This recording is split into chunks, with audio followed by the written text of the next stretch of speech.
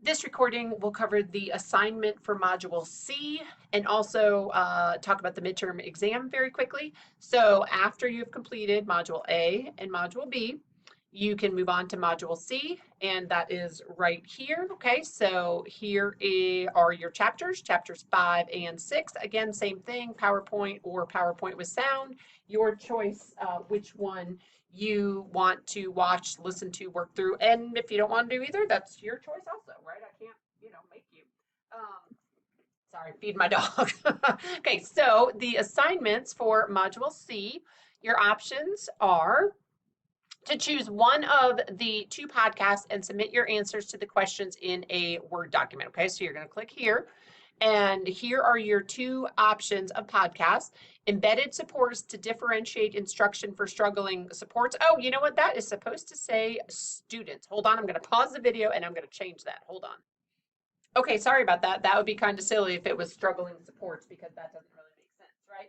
So one of your choices, embedded supports to differentiate instruction for struggling students. And we talked a little bit about differentiation in chapters 3 and 4. That was one of your, your assignment options talked about differentiating instruction for written expression and reading instruction. Or you will choose this one, students with specific learning disabilities, part 1, and I'll show you these in just one second.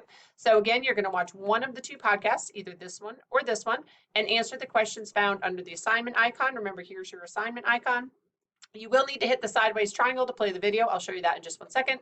This one, embedded support, goes with the second set of questions above where it says choice 1. And yes, I know they're still backwards. I know, just like the last, what was it, Module B. Don't get me started.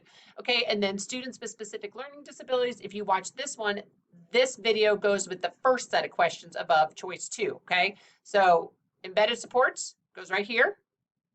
Okay. Students with specific learning disabilities goes right here. Okay, don't ask. I know, I don't want to talk about it. So I'm just going to click on this one for a second just to show you the sideways triangle that I meant.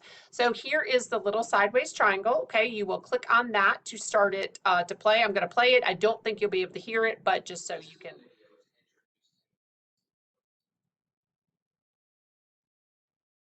Okay, so you can make it full screen, you can make it not full screen, whatever you want to do. This is from Michael Kennedy. He is at, I believe he's still at University of Virginia. He has tons of videos on here. This is a site called Vimeo, but also if you search SPED, S-P-E-D, intro, I-N-T-R videos, all of his videos will come up. He has a tons, okay? So that's your first video is embedded supports. And again, if you click on this one, you're gonna wanna click on this right there. Okay, here's what the questions look like. Sorry, the syllabus is still open. You only need to watch one podcast and answer the questions. So here's the choice 1, embedded supports to differentiate instruction for struggling students. I do have the title correct here, so that's good. So what are embedded supports? What are technology tools? What are embedded supports that can help students improve their comprehension? So getting a little more into the content areas. And what are technology tools that help support student writing? Okay, again, look at the podcast. You might find some other information in the textbook or in the PowerPoint. Again, about 5-ish, if possible, sentences for each one. We'll say about 4 to 5, maybe 3 to 5 because of the, you might not have that much information, but not just a word, okay? So take a little bit of time. Your assignments are, like I said, not too time consuming, but put some time into it so I know that you're really thinking about embedded supports and how you might be able to use them in your current or future situation. Let me close out on the syllabus. All right, and then the second one is students with learning disabilities, part 1. Again, you will click right here on the little triangle. Okay, so just kind of an overview about students with specific learning disabilities, which is really what we're talking about in this class. And then if you choose this one, students with specific learning disabilities, you will click on choice 2. Again, I know, don't get me started. It's like the calendar, y'all, the bane of my existence. All right, so here, and it says, very clearly students with specific learning disabilities. So if you're like, oh, whoops, I watched the other video, I wanted to watch the other questions, just make sure you look in the highlighted part. So to make sure you're answering the correct questions.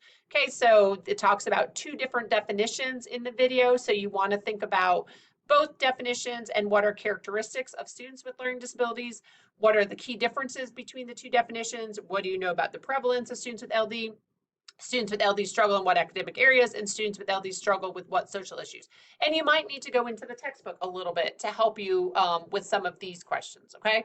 You should be able to get most of it from the podcast, but again, it's okay to use the textbook or use the PowerPoints that go along with the textbook. All right, so that is Module C. So again, you will either watch this one and answer these questions, or you will watch this one and answer these questions. Okay, after you have completed the assignment for Module C, and also that goes without saying, the assignment for Module A and Module B, right? Then you will be able to access the midterm. There is a tab once it opens. It's not going to be open, the first day of class. But once it opens, you will see the tab right here that says midterm exam, and you will click on it and you will take the exam. All right, that is about it for Module C.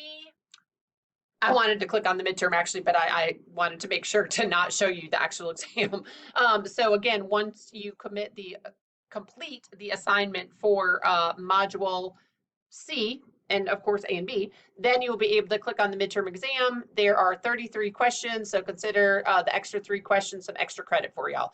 And then you'll just click right there to get started on the midterm.